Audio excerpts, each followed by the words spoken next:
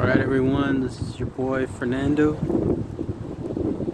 This is what a tornado warning looks like. First time that I can think of in a long time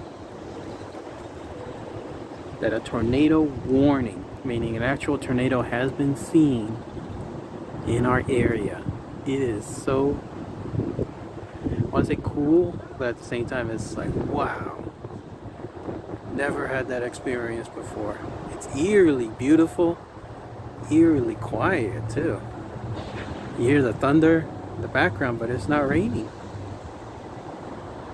And look at those clouds. Oh my god. Don't they look beautiful?